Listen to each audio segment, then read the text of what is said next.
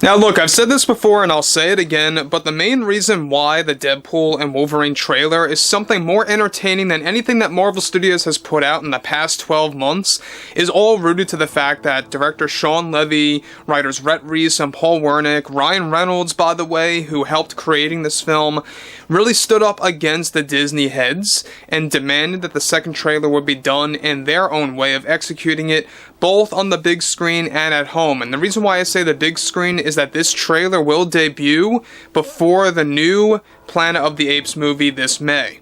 This is Mike Zero. Subscribe if you're new and like this video to see future updates. You can also follow me at Mike01. I thank you all so very much for the great and kind support.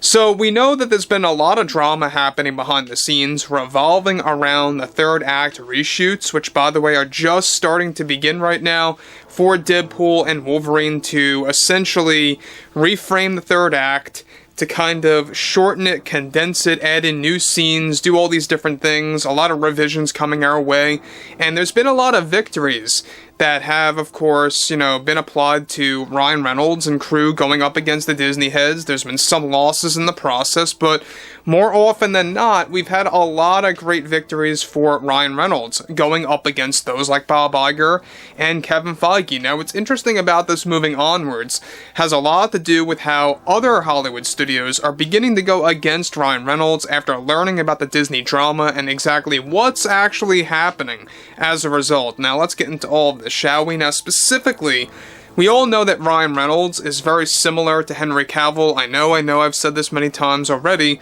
but he is one that defends source material and just pure entertainment.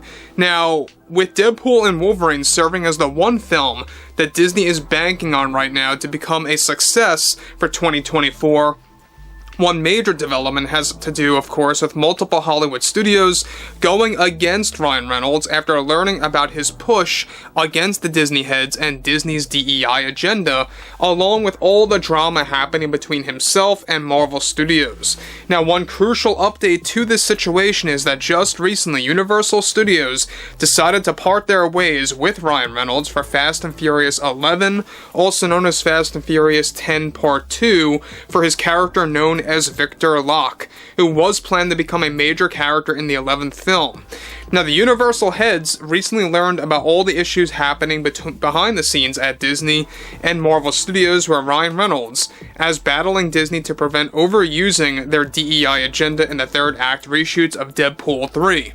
However, even before Universal learned about the Disney drama, Reynolds was making specific requests for his character Victor Locke that Universal didn't agree with, and this was the beginning of Universal's decision to drop the character's significance from the 11th film, including, of course, Ryan Reynolds and other projects. To make matters even worse, Reynolds was also supposed to be involved in various Fast and Furious spin-off films that would further promote the Victor Locke character that was only briefly seen in the franchise as a cameo so far, and connected to The Rock's character Luke Hobbs, who is also getting a spin-off film.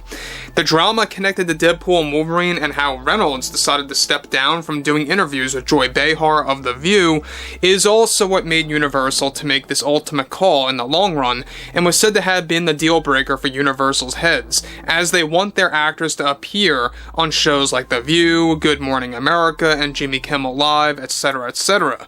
Now, Universal was also in the talks with Reynolds of becoming a part of the Super Mario Bros. Movie sequel to portray one of the new main characters through voice acting that will be introduced in the film by 2026. Those conversations recently went radio silent after the Universal executives learned about Reynolds refusing to promote Deadpool and Wolverine via Disney on programs like The View. Now, Reynolds was reportedly going to sign a multi-million-dollar deal with Universal that would come along with multiple acting opportunities that recently fell flat. In addition to Universal, Warner Brothers and Legendary Pictures also learned of Ryan Reynolds' battle against Disney and their DEI agenda from taking over Deadpool 3, and given, of course, that Warner Brothers wants to begin doubling down on that in the near future as well, they recently stopped discussing any kind of acting gig for Reynolds to become a part of a new MonsterVerse film that is in the talks right now that would serve as a sequel to Godzilla x Kong, The New Empire. Now, Reynolds' conversations with Warner Brothers and Legendary was to be involved in this untitled MonsterVerse film to serve as basically a human character for comedic relief. Already Warner Brothers parted ways, and Reynolds is no longer involved in that project specifically, and how they learned about the Disney drama as well that has been rattling throughout much of Hollywood behind the scenes. Now guys, let me just say one thing about this before moving on. Now, the thing about Reynolds that I think is very similar to Henry Cavill is that Henry Cavill, as far as I'm concerned, really gets, tossed around a lot when it comes to a lot of studios. We all saw what happened with his involvement as Superman. We all saw his involvement with The Witcher and what, was going on with Netflix there. And the latest with Henry Cavill with the whole Disney scenario. We talked about this just yesterday, about his cameo in Deadpool 3, and how there's a lot of bouncing, back and forth with that as well. Now, interestingly enough, there's a lot of things going on too with Ryan Reynolds in a similar scenario where now some studios are beginning to exclude him from specific projects after learning about the Disney drama, about how he was opposed to Disney overusing DEI elements in the third act, and also refusing to go on shows like Joy Behar and The View, alright? Stuff like that, those interviews. And Good Morning America / Jimmy Kimmel Live, all those ABC-run programs. That was a turn-off to Universal, that was a turn-off to Legendary / Warner Brothers and others, and it really just goes to show you that this is exactly how Hollywood works at this time. Now, one thing about this moving onwards is that, on top of that, so far Reynolds is busy right now promoting his new movie with John Krasinski, the movie called If by Paramount, to turn this film into another success within his own career as an actor.